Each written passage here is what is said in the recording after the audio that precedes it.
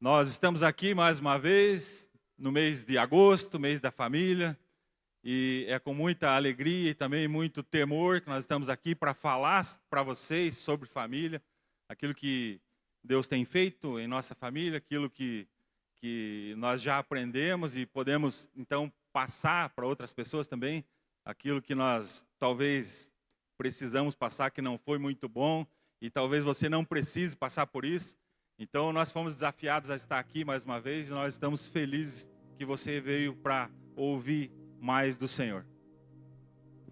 Boa noite, igreja, graça e paz, amém?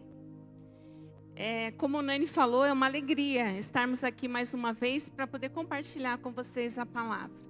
E eu quero, de início, reforçar o aviso, né, que a Maria deu a respeito do jejum. Amanhã nós iniciamos o jejum pela nossa família. E nós vamos ver, então, um vídeo com algumas informações e orientações para nós. Com o jejum de Daniel, o jejum do mês da família. Como é que nós faremos esse jejum? Nós temos uma sugestão, é um conselho de como você pode fazer o jejum junto conosco. Nós iniciaremos no dia 17 de agosto, já nessa segunda-feira, então se prepara aí, segunda-feira agora nós já iniciaremos o jejum de Daniel. E nessa primeira semana então, o nosso jejum será de açúcar, é o açúcar que você vai remover das suas refeições. Na segunda semana nós faremos o jejum então de grãos e farináceos. Você pode pesquisar o que é então que você vai precisar remover das suas refeições, grãos e farináceos na segunda semana. E na terceira semana nós vamos remover todo tipo de carne. Uma coisa importante, irmãos, para que você guarde isso no seu coração, né, e não fique tão preocupado, o nosso jejum não é cumulativo. Então você tira o açúcar na primeira semana, mas na segunda semana você já volta a comer o açúcar. Tira os grãos e os farináceos então na segunda semana e aí na terceira semana você já volta a comê-los também. Na terceira semana nós tiramos então as carnes. E o que é que nós vamos fazer para o encerramento? Olha só, no dia 6 de setembro será o encerramento desse jejum, um domingo. E nós então iremos à mesa do Senhor, será um domingo de Santa Ceia e juntos na mesa do Senhor nós vamos consagrar essas 3 semanas de jejum. E uma coisa também que eu quero sugerir aos irmãos, no dia 6 nós podemos fazer uma grande arrecadação de alimentos. A gente pode então atender e abençoar muitos irmãos da nossa comunidade. Já pensou que legal? Por 3 semanas nós oramos, jejuamos por nossas famílias e por todas as famílias das nossas cidades. E no domingo de encerramento, uma grande arrecadação de alimentos. E aí nós vamos servir a cidade e vamos servir as famílias das nossas cidades. Vai ser maravilhoso, não fica de fora, é sempre tão poderoso. Sei que Deus vai liberar algo maravilhoso sobre as nossas famílias. Jejum de Daniel, jejum do mês da família, nós contamos com você. Deus te abençoe. Olá, meus irmãos, nós estamos no mês da família e como vocês já sabem, todo mês de agosto, no mês da família, nós também, com toda a Rede Zoe, assim, com milhares de irmãos, nós jejuamos, separamos um tempo para jejuar, o jejum de Daniel. Jesus diz na sua palavra, quando jejuardes. Quando ele fala aos seus discípulos, quando ele fala conosco, ele usa essa expressão, quando jejuardes. Ou seja, ele espera mesmo que o jejum seja uma prática, faça parte da nossa vida. Agora, nós separamos esse período para jejuar não como um tipo de troca e muito menos para tentar convencer Deus de nos dar alguma coisa. Muito pelo contrário, o grande propósito, o grande objetivo do jejum é nos fazer entregar a Deus algo que Ele espera de nós. Billy Graham, ele dizia, quando nós oramos e jejuamos, nós temos a falsa sensação de que Deus está vindo na nossa direção. Mas é exatamente o contrário, somos nós que estamos indo na direção dele. Billy Graham usava o exemplo do navio, quando o navio está chegando no porto E ele dizia, para quem está no navio, a impressão que se dá é que o porto está vindo na direção do navio. Mas é exatamente o contrário, é o navio que está indo na direção do porto. Quando nós oramos, quando nós jejuamos, não é Deus que está se inclinando às nossas vontades. Somos nós que vamos aos poucos nos inclinando e nos dobrando à vontade dele. Esse é o propósito do nosso jejum. Que Deus nos leve a viver a sua vontade, o seu propósito dentro das nossas famílias. Então eu quero te convidar a juntos, com milhares de irmãos em toda a Rede Zoe, abraçar esse movimento de jejum. Nós vamos jejuar para que o Senhor tenha de nós o que Ele quer, em nome de Jesus. Então assim, convida toda a sua família, convida toda a sua célula e vamos lá, 21 dias de jejum, o jejum de Daniel. Meu irmão e minha irmã, pergunta aí para quem está do seu lado, assim, para essa pessoa, quanto vale quem você ama? E essa é a minha pergunta para você agora, quanto vale a sua família? Talvez você pense, ai meu Deus, mas eu vou ficar sem comer carne, vou ficar sem açúcar. Será que a sua família não vale?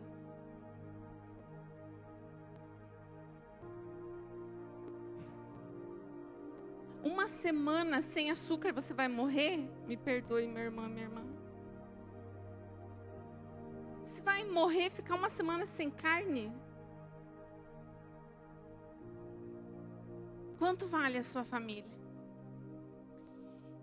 O dia que eu me posicionei e fui ao encontro de Deus, como esse navio que o pastor falou, e então eu entendi que eu precisava fazer um jejum. Na verdade, eu fiz um propósito, eu tirei o café, foi muito difícil.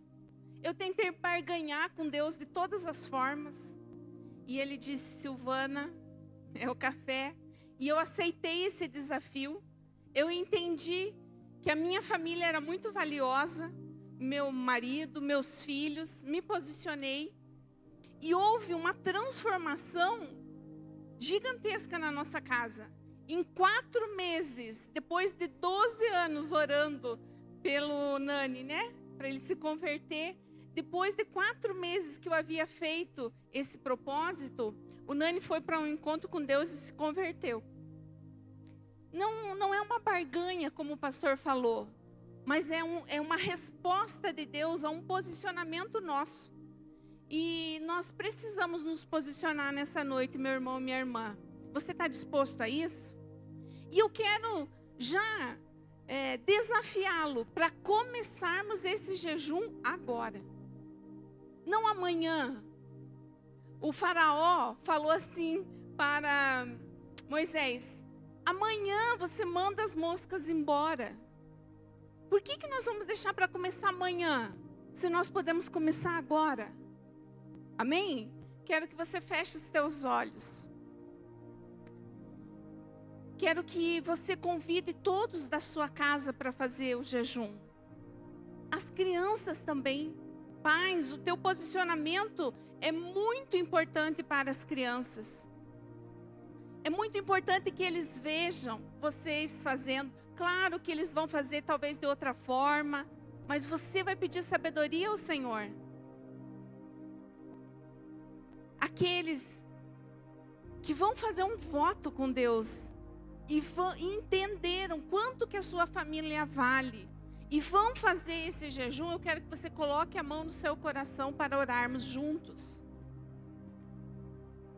Senhor, nós estamos aqui, estamos dizendo que nós queremos agora, Senhor. Agora nos comprometermos com o Senhor. Já, Senhor. Há uma urgência, Senhor, no nosso coração, pela nossa casa, pelas nossas famílias, Senhor. E nós agora, Senhor, nos comprometemos, Senhor, 21 dias, Deus, buscando o Senhor, orando pelas nossas famílias, Deus, intercedendo por cada um deles, Deus, e que do céu, Senhor, o Senhor possa nos ouvir e responder às nossas orações, conforme o teu desejo e a tua vontade. Senhor, que haja uma intervenção profunda nas nossas casas, A começar por nós, Senhor.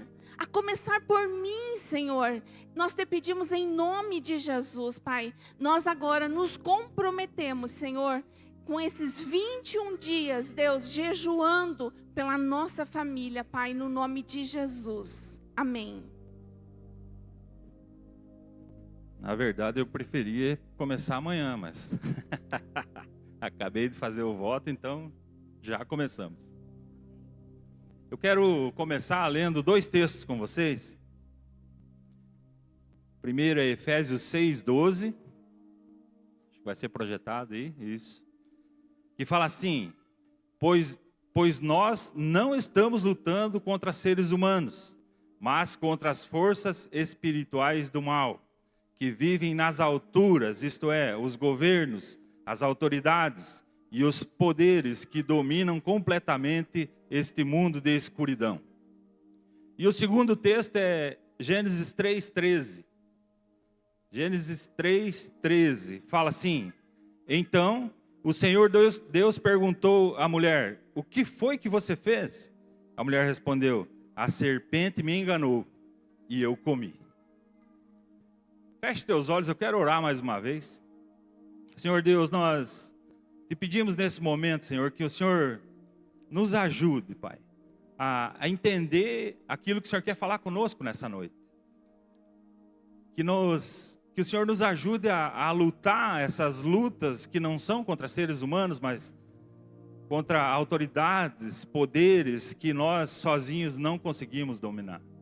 Senhor, nos ajuda nesse momento, Senhor, que nós consiga resistir a todo o engano de Satanás em nossas vidas, em nome de Jesus. Meus irmãos, há uma guerra por nossas famílias, é fato. Nós estamos no mês da família e nós estamos sendo ministrados sobre famílias que fluem. E eu quero reforçar aqui, meus irmãos, que não deixe que o mês de agosto de 2026 seja apenas mais um ano com um mês da família na tua casa ou na tua vida. Mas que você possa, nesse mês de agosto de 2026, fazer dele um transformador da tua vida, da tua casa, um divisor de águas, para sempre, até o final. Não deixe que isso seja assim, mais um ano, mais um jejum, e não torne isso comum. Isso não é comum. Isso é importante no reino. Isso é importante para Deus. Você precisa fazer isso pela sua casa, pelos seus queridos, seus amados. E vale a pena. Nós podemos falar sobre isso. Mais a Silvana do que eu, mas vale a pena. Então, todos nós desejamos que a nossa família flua no Espírito de Deus, não é verdade? Mas tudo aquilo que impede esse fluir precisa sair. Nós não podemos deixar alguma coisa que vai impedir a nossa família de fluir o rio de água viva, de fluir Jesus através de nós. Nós precisamos tirar aquilo que está nos impedindo. E Satanás, meus irmãos, ele quer nos ver derrotados e fracassados em nossos lares. Esse é o trabalho dele. Ele quer que nós fracasse mesmo, que nós seja derrotado.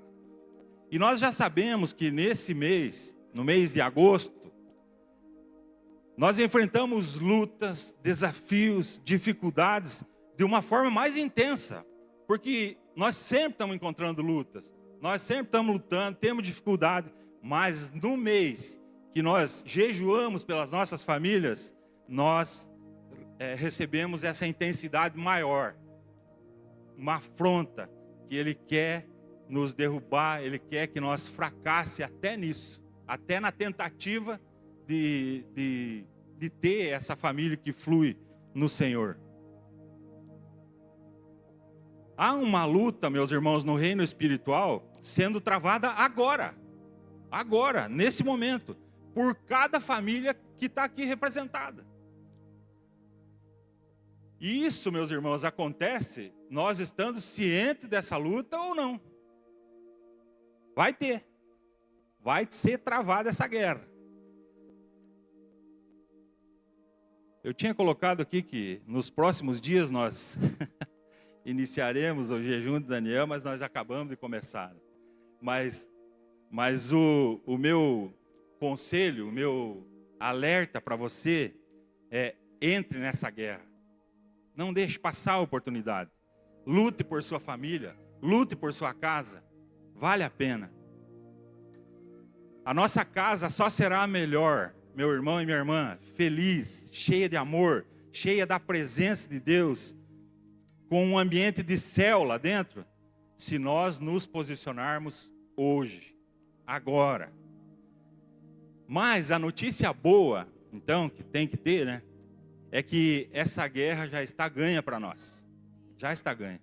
Através de Cristo Jesus. Porque por Ele, nós já somos mais que vencedores, amém? E a única forma, meus irmãos, de perdermos essa guerra é se nós não subir no ringue para lutar. É nós desistir, é nós abandonar. E aí, Satanás vai vencer nós por WO, sem adversário.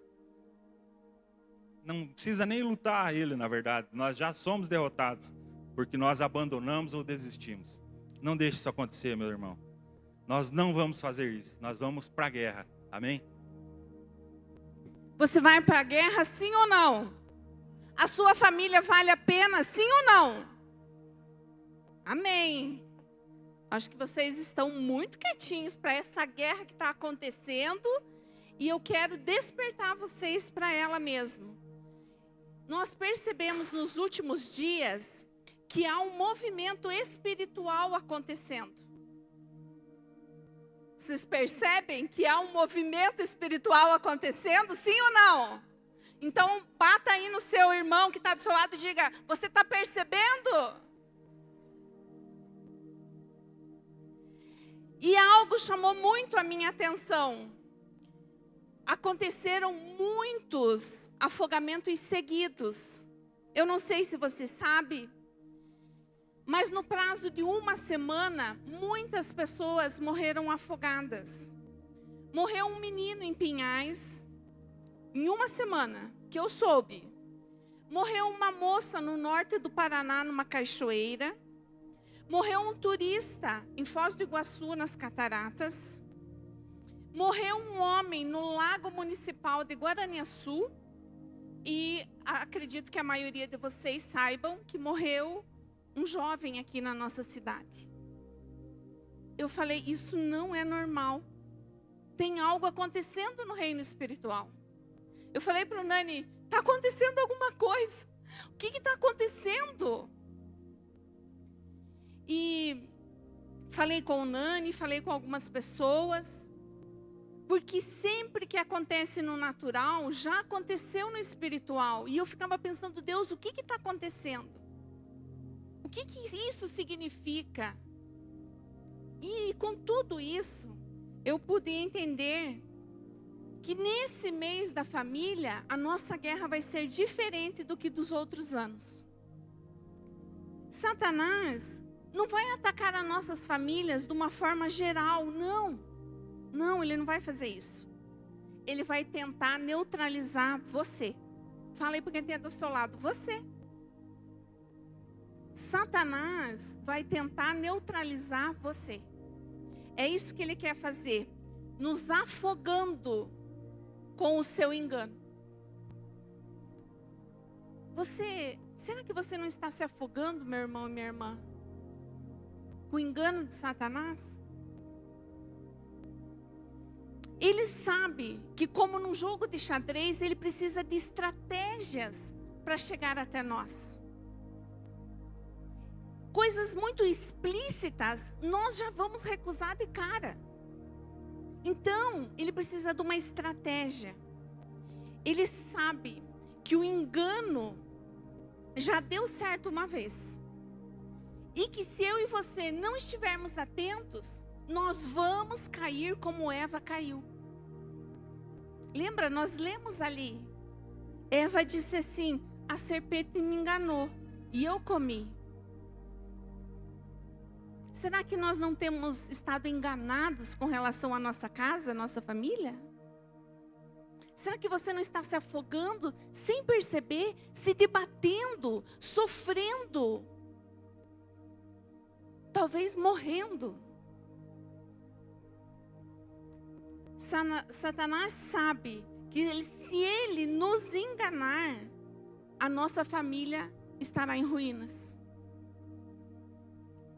Há um levante do inferno sobre cada um de nós que estamos aqui hoje na igreja.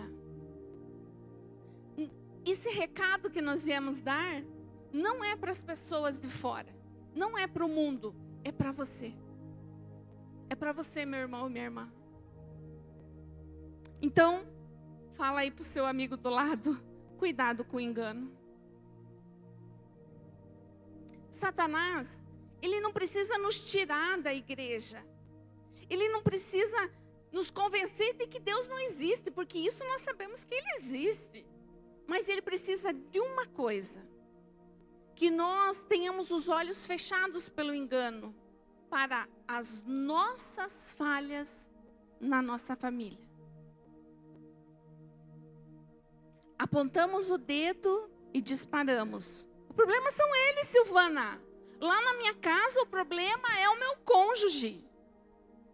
O problema lá na minha casa são os meus filhos. O problema lá na minha casa são os meus pais, a minha mãe. O problema na minha casa é a minha sogra. Quem você tem apontado que é o problema na sua casa?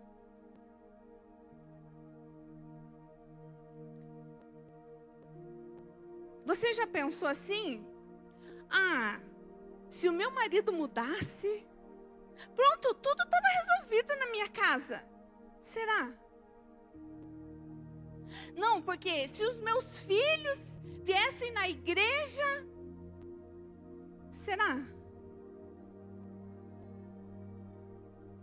Satanás, ele quer ver eu e você nadar e morrer na praia.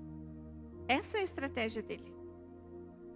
Nadar e morrer na praia significa se esforçar muito, fazer todo o trabalho difícil. Você vem na igreja, você ora, você jejua, você entrou agora, você fez um voto com Deus agora há pouco e disse: Senhor, eu vou jejuar pela minha família. Ele quer, você vai fazer o trabalho todo difícil. Mas talvez haja um engano e uma falha aí. E no momento final de quase tudo conquistado, não vai dar certo. Você vai estar afogado pelo engano dele. Talvez você vai chegar diante de Deus e Ele vai dizer assim: nunca te conheci. Talvez você diga assim: Senhor, mas eu orei pela minha família. Viu, lá na minha igreja, agosto era o mês da família. Não, eu jejuei. Deus, eu orei. E talvez Ele diga: eu nunca te conheci. Misericórdia, não é, irmãos? A estratégia de Satanás para os nossos dias é nos fazer morrer dentro da igreja. Se eu e você não fizermos as mudanças necessárias que nós precisamos fazer na nossa vida, ele levou vantagem. Ele te enganou e me enganou. Será que nós estamos enganados, irmãos? Adão, ele não assumiu a responsabilidade na família. Ele disse assim: o problema, Deus, é a mulher que você me deu. Talvez o que eu e você fazemos é: o problema, Deus, é o meu pai, é a minha mãe. Não, Deus, o problema são os meus filhos. Deus, o problema é o meu marido, é a minha esposa. Talvez nós estamos assim, enganados. Ou querendo fugir da responsabilidade. Eu quero dizer para você, meu irmão e minha irmã, que isso que nós estamos falando aqui é sobre nós. É sobre eu e você. Não é sobre os nossos familiares. Não é olhar para a falha dos nossos familiares. É para eu e você olhar para as nossas falhas. Será que temos falhado? Temos falhado com os nossos familiares lá na nossa casa? Nós entendemos que a afronta de Satanás nesse mês da família é nos afogar no engano de que não temos nenhuma responsabilidade em como as nossas famílias se encontram. Talvez você olhe para a sua família e esteja um caos, esteja ruim, e você esteja achando qualquer culpado, menos você. Esse é o engano que Satanás quer trazer sobre as nossas vidas.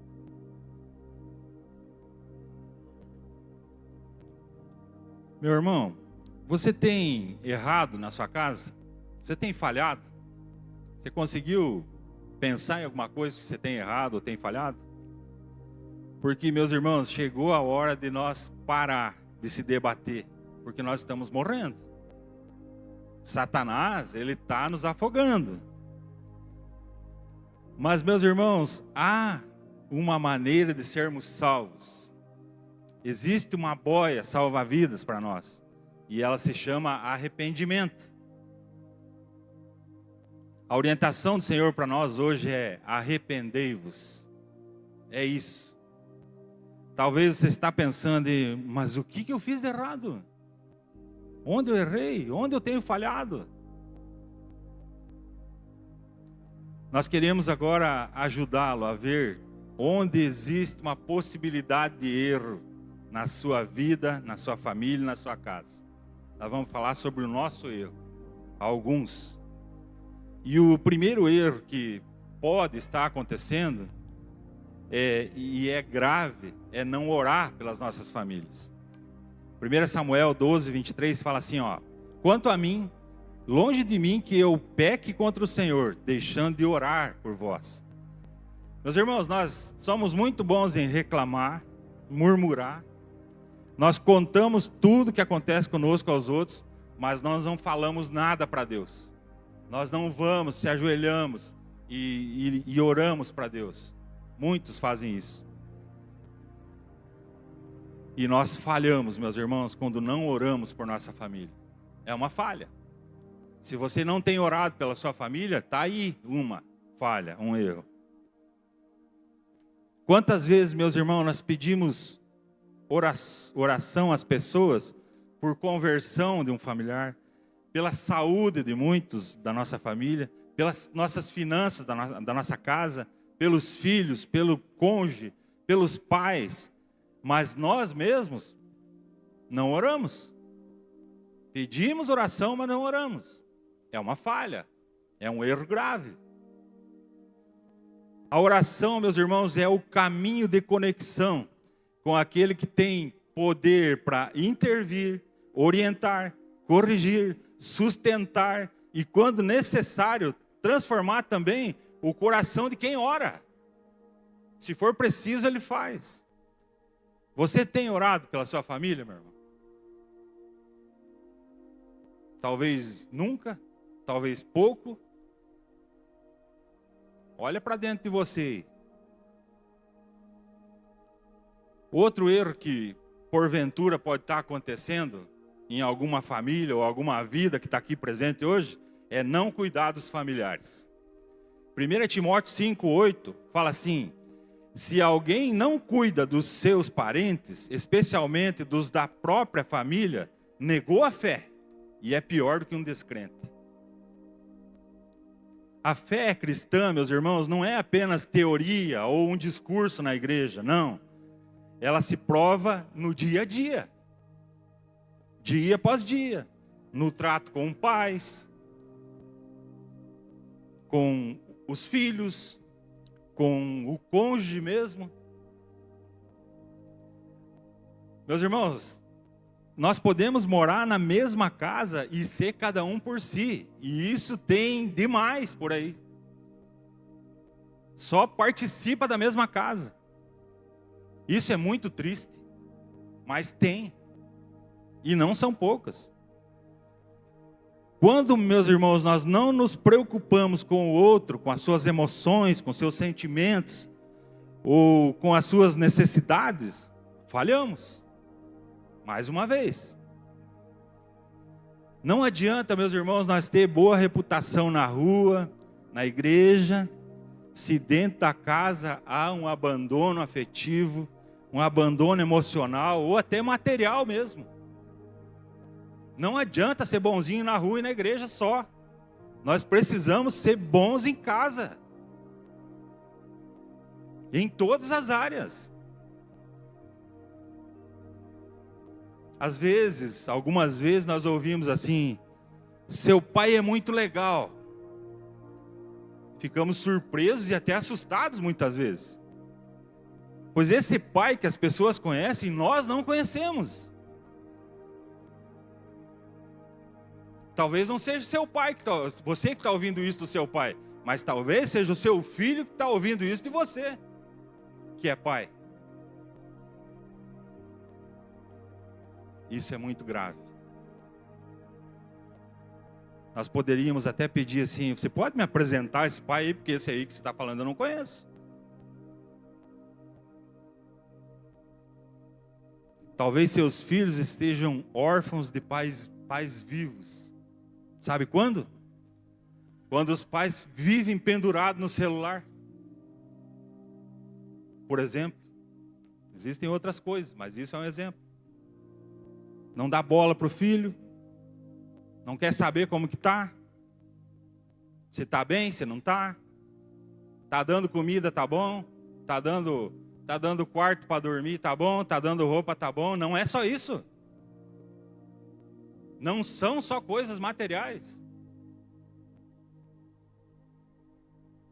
Às vezes nem um abraço. São atitudes negligentes, meus irmãos, que negam a fé. Negam a fé. Na verdade, torna-se pior do que o descrente. É a Bíblia que fala. Quem ama, meus irmãos, cuida. Quem ama, investe. Quem ama, supre as necessidades das pessoas que ama. E é simples assim. Talvez o nosso erro está em desonrar os pais. Efésios 6, 1 e 2 fala assim: filhos, você é filho? É para você. Obedeçam aos seus pais, pois isso é justo. Honra teu pai e tua mãe, que é o primeiro mandamento com promessa. Como você tem tratado seus pais? Você ergue a voz para eles? Cala a boca, velho. Estou falando com você. Como que você tem tratado seus pais? Você tem sido ingrato? Talvez seus pais trazem algo para você com muita dificuldade. Talvez aquele tênis que você está precisando. Mas quando eles chegam, você diz assim: eu não vou usar essa porcaria. Não era esse aí que eu queria.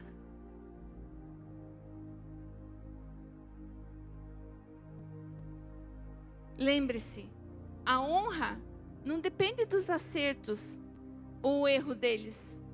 Porque nós achamos que nós só temos que honrar se eles forem bonzinhos. Mas a Bíblia não fala disso. A Bíblia não diz: honra teu pai e tua mãe se eles forem bons. A Bíblia diz: honra teu pai e tua mãe, para que te prolongue os dias, para que você viva mais e seja bem-sucedido sobre a terra. Primeiro mandamento com promessa. Você quer ir bem na sua vida? Se quer viver bastante, honra seus pais. Xingar o pai ou a mãe, falar mal deles é um erro grave. Mas é verdade, Silvana. Isso não lhe dá o direito de falar mal deles. Mas muitas vezes nós falamos, xingamos e achamos que não vai dar nada. Honrar é dar valor aos pais através da gratidão por tudo que fizeram. Quem é pai aqui sabe, a gente faz tudo por um filho. A gente deixa de comer para dar para o filho. A gente morre por um filho. A sua ingratidão como filho é muito triste para um pai. Honrar é mostrar respeito. Honrar, quando criança, significa que precisamos obedecer os pais. Quando adulto, honrar significa ouvir e respeitar os conselhos. Você tem ouvido os conselhos dos seus pais ou você não tem paciência para isso? Ou você diz assim, não tem nada a ver com a minha vida. Agora eu já sou casada.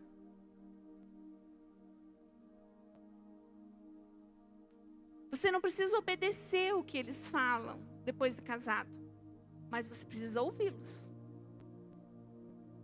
Porque há sabedoria no que eles falam. Quando os pais estão idosos, significa que nós precisamos cuidar e ajudá-los. Claro que há exceções. As escrituras reconhecem situações insanas de perigo ou convivência impossível. Nós entendemos também. Mas, no que for possível, no cuidado material e afetivo, mesmo à distância, nós continuamos nesse caminho de honra. Talvez você esteja aí agora se debatendo e pensando assim, nada a ver o que eles estão falando. Eu quero dizer, meu irmão e minha irmã, a verdade é que nós estamos nos afogando com o engano de Satanás, de que nós não precisamos honrar os pais. Você tem honrado seus pais? Porque apontar o dedo e dizer que eles são o problema, nós somos expert. Quando foi a última vez que você deu uma flor? E não estou falando de uma flor numa floricultura. Pode ser uma flor que você encontrou na rua. Para sua mãe. Quando foi que você deu aquele abraço apertado no seu pai e falou, eu amo você? Ah, Silvana, mas ele nunca disse que me ama. Hoje vai começar em nós. A começar em mim. O que eu posso fazer para honrar os meus pais?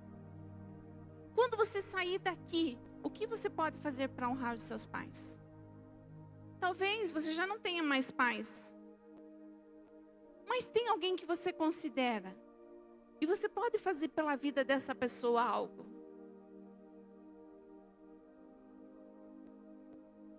A gente, às vezes, falha por não honrar os nossos pais. Eu tenho certeza que tem pessoas aqui que estão pensando assim, eu queria tanto, tanto ter meu pai aqui agora. E poder falar para ele o quanto eu amo ele, quanto ele foi importante para mim. Durante a minha vida, eu só falei para o meu pai que eu amava ele uma vez. Eu nunca ouvi dele que ele me amava. Mas eu falei para ele. Hoje eu penso, eu poderia ter falado mais. Então não perca a oportunidade hoje de dizer para os seus pais que você os ama. Se eles estão longe, manda uma mensagem. Fala o quanto eles são importantes, que você entende que eles tiveram que passar muitas coisas para você estar onde você está hoje. Quando você sofre, eles sofrem. Ou não é assim com os nossos filhos? Quando eles estão bem, nós estamos bem. Então honre seus pais. Outro erro que nós cometemos. Privar o cônjuge. 1 Coríntios 7, 4 e 5. Eu vou ler na versão A Mensagem. Para vocês vai aparecer outra versão aí, tá? O casamento não é um lugar para vocês imporem sua vontade. O casamento é uma parceria de compartilhamento de vida. E a intimidade sexual é um aspecto central disso. É um aspecto central disso. A mulher não tem autoridade exclusiva sobre o seu próprio corpo, mas compartilha esse direito com o marido. Da mesma forma, o marido não tem autoridade exclusiva sobre o seu próprio corpo, mas compartilha esse direito com a mulher. Não neguem o corpo um ao outro. Não neguem. Se vocês concordarem em se abster de intimidade sexual por um tempo, para se dedicarem inteiramente à oração, tudo bem. Mas depois disso, voltem a se unir, para que Satanás não encontre uma brecha na falta de controle de vocês e os leve à tentação. Casais, casados, como está a intimidade do casal? Eu acho que esse é um tema delicado para muitos. Mas eu preciso que você olhe para você agora, porque talvez você diga assim, o problema é ele, o problema é ela. Mas hoje a proposta é, olhe para você. O plano de Deus é que haja uma reciprocidade, igualdade e proteção espiritual através da intimidade sexual no casamento. A intimidade sexual não é só por prazer. Há uma proteção espiritual sobre a sua vida. E quando nós deixamos de fazer, deixamos de ficar protegidos. Porque Satanás encontra então uma brecha nas nossas vidas. É condenado o uso da intimidade como forma de punição e controle. Não, se não fizer o que eu quero, vai ficar um mês sem sexo. Está errado.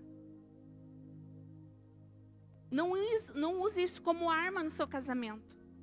É bênção do céu. Não pode ser arma. Paulo, nesse texto, não está dando aval para que os cristãos utilizem o corpo do seu cônjuge como um objeto de satisfação pessoal. Ah, então eu vou chegar lá em casa e vou dizer, agora não tem, agora vai ter que ser sempre do jeito que eu quero. Não é isso que nós estamos falando aqui. E eu sei que vocês estão entendendo o que eu estou falando. Eu estou falando para pessoas adultas.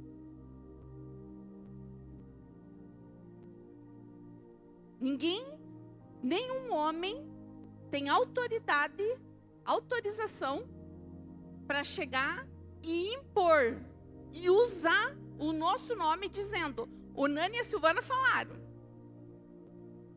Vocês não têm essa autorização, porque não é isso que nós estamos falando.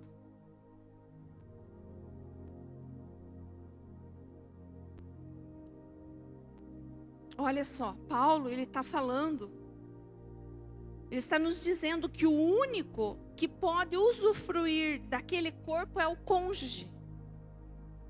Mais ninguém. De nenhuma forma, possibilidade inclua uma terceira pessoa no seu casamento. Nem pessoalmente, nem nos seus pensamentos. Nem através de literaturas, TV, ou com fantasias com esse. Meus irmãos, não faça isso. Se arrependa hoje. Arrependei-vos. A recusa consensual da intimidade sem justificativa é vista como negligência pela Bíblia.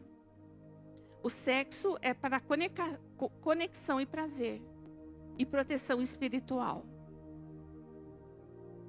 Se eu e você acreditamos que não há nada de errado em privar o nosso cônjuge na área sexual, Satanás está nos afogando, meu irmão, minha irmã. Se você acredita que não tem problema nenhum, você está morrendo. Seu casamento está morrendo.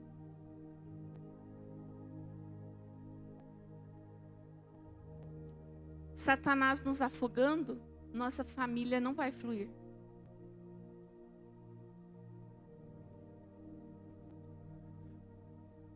Outro erro que é facilmente cometido por nós, meus irmãos, são promessas vazias. Mateus 5:33 fala assim, ó: não digam nada que não tenham a intenção de cumprir. Falou, tem que fazer. Então pense antes de falar. Meus irmãos, você acha ruim quando alguém da sua família, qualquer um, marido, esposa, pais, filhos, fazem uma promessa e não cumprem? É ruim isso ou não é?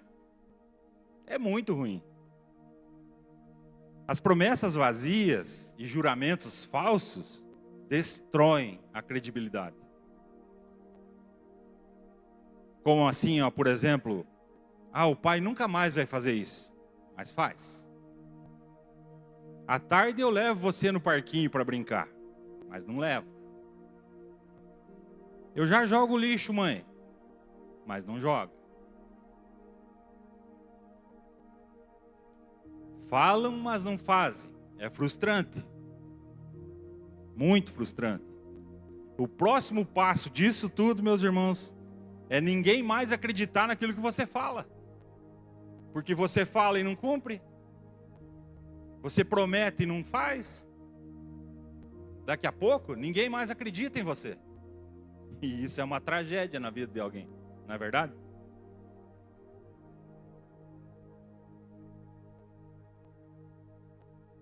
Nós queremos, meus irmãos, que a nossa família cumpra com todas as promessas que ela faz para nós. E nós achamos que é desprezível e até vergonhoso quando não fazem. Quando fala e não cumpre. Esse é da minha família, meu pai falou isso e não fez. Minha mãe falou isso e não fez. Meu filho prometeu fazer isso para mim e não fez. É vergonhoso mesmo. É sem palavra. Falta caráter aí. Mas olhando para nós agora, meus irmãos, nós temos cumprido as nossas promessas?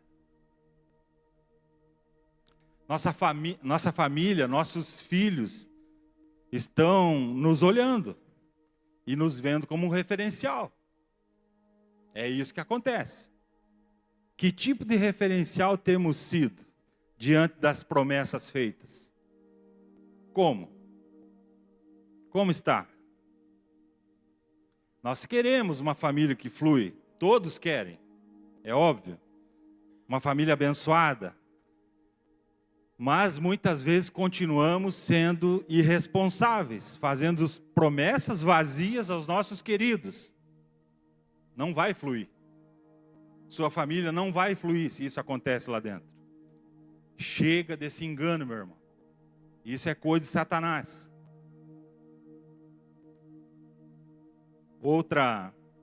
Outro erro que nós podemos cometer, e eu, infelizmente, tenho certeza que tem muito por aí. Se não for na sua casa, você conhece alguém que passa por isso, mas é usar de violência física e mental. Provérbios 29:11 fala assim: o tolo dá vazão à sua ira, mas o sábio domina-se. E Colossenses 3:19 fala assim: maridos, amai as vossas mulheres e não vos irriteis contra elas. Meus irmãos, a Bíblia condena o ódio, condena a crueldade, o abuso físico, verbal, dentro do lar. A Bíblia condena tudo isso. Deus criou a família para ser lugar onde todos se sentem seguros e amados. Não é assim que todo mundo quer uma família? Se sentindo seguro, se sentindo amado. E quantas pessoas nós vemos que não consegue se sentir assim, porque a família não está nem aí para ele, ou para ela. Tem muito, infelizmente.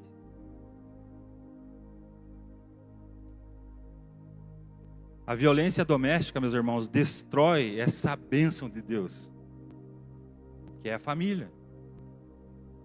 Onde há violência doméstica, a aliança da família quebrou, está quebrada. E a pergunta é: há algum tipo de violência dentro da sua casa? Talvez você mesmo tenha usado de intimidação para conseguir o que quer. Impõe medo.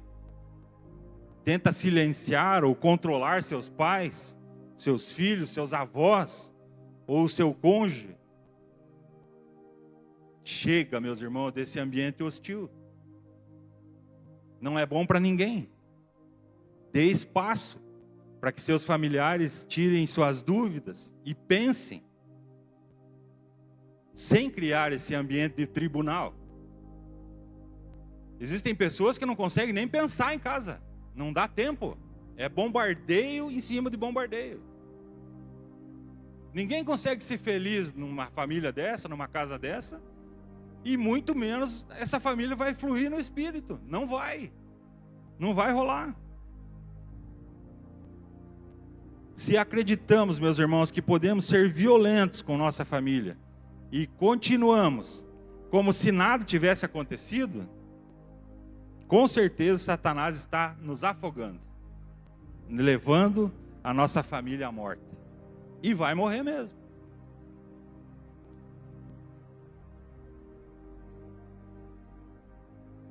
Quero falar para as mulheres que estão aqui hoje. Se você, mulher, está sofrendo algum tipo de violência, busque ajuda. Busque ajuda. Denuncie. Denuncie. Você não está sozinha. Nós, como igreja, estamos com você. Não aceite violência dentro de casa.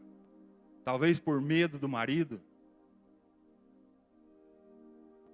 Talvez por medo de não conseguir sustentar filhos.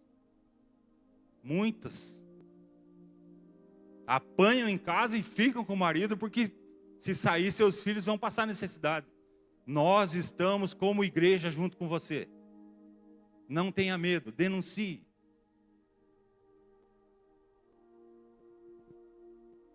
Outro erro que nós cometemos, matar com a língua. Comum, muito comum, infelizmente. Provérbios 18, 21 fala assim: a morte e a vida estão no poder da língua. Quem bem a utiliza, come do seu fruto. Você tem matado sua família com a sua boca? Falando assim, miserável. Você é um burro mesmo. Capeta. Você é um vagabundo, piá. Já falou isso? Parece um porco de gordo. E por aí vai. Muitas coisas. Muitas coisas sendo faladas. Você já parou para pensar no impacto que as nossas palavras têm em nossa casa? Você já parou para pensar isso? Críticas constantes, insultos, gritos, palavrões e ironias destroem a autoestima dos filhos e afastam cônjuges.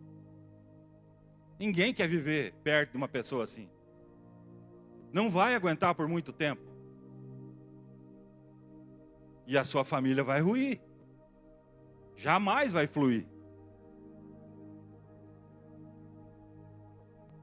Palavras duras, meus irmãos, geram feridas profundas na alma. Traumas mesmo. A maioria de nós aqui tem pelo menos um episódio, uma palavra de morte que ouvimos de algum familiar, não é verdade? A maioria tem. Porque existem famílias que isso é comum. É normal chamar de burro.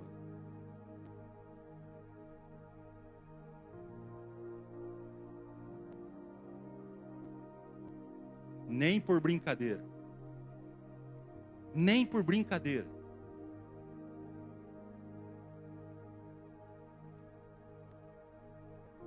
Quem planta palavras de amor, meus irmãos, colhe um lar harmonioso e acolhedor, não é verdade? Mas quem semeia discórdia e grosseria, colhe isolamento, colhe rebeldia e colhe divórcio.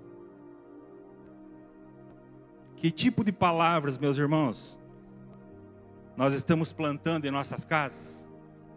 que nós temos falado para os nossos filhos, para os nossos pais, para os nossos parentes. Nós estamos falando sobre família, mas isso pode se estender para qualquer um. Mas hoje vamos focar em família. Cuide com o que você tem falado para eles. Talvez quando nós iniciamos essa lista, talvez você estava aí e pensou assim, eu não tenho muita coisa para mudar. Mas você foi percebendo que tem algumas coisas aí que precisam ser acertadas. Todas essas atitudes que nós falamos aqui demonstram que Satanás, se está acontecendo conosco, Satanás está logrando êxito na nossa vida e na nossa família. Mas nós precisamos parar de nos debater e dizer que o problema é só o outro e olharmos para nós. Para quem nós somos dentro da nossa casa. E usarmos a boia salva-vidas, o arrependimento. Se eu e você não nos arrependermos, mudarmos a nossa mente e o nosso comportamento, fatalmente a nossa família irá morrer. Eu não estou sendo pessimista. Eu estou falando para você o que a Bíblia diz. Eu e o Nani viemos aqui hoje para dizer para você, arrependei-vos. Arrependei-vos, meu irmão e minha irmã. Nós pecamos contra o Senhor e a sua palavra. Nós pecamos contra a nossa família. Nós precisamos voltar para Deus. Nós precisamos de uma mudança de coração, sim ou não? Não apenas uma mudança de ação, porque ação é remorso. Eu saio daqui, talvez você possa chorar, você até manda uma mensagem para os seus pais, mas daqui a 3 dias você volta a fazer as mesmas coisas. Então mudar de ação só por si, não é isso que nós viemos fazer aqui, para dizer para você que você precisa mudar o seu jeito. Nós estamos aqui para dizer arrependei-vos.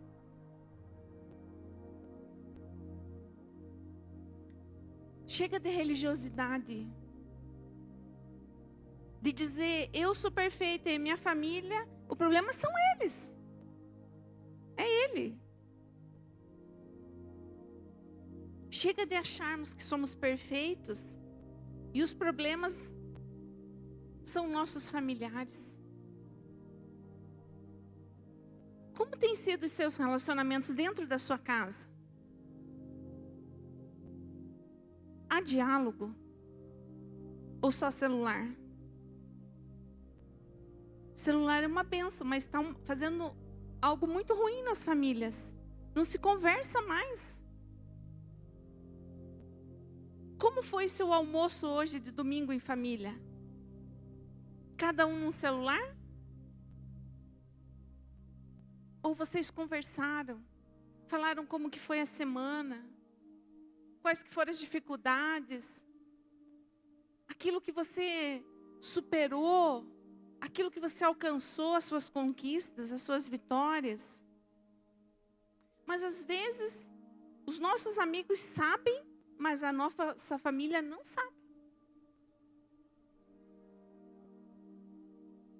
Que o Espírito Santo possa nos convencer hoje da realidade dos nossos corações. Chega de sermos afogados por Satanás dentro da igreja. Chega de engano. Desperta, tu que dormes. Eu quero convidá-lo, você que pode, a se colocar de joelho, aí na sua cadeira, porque nós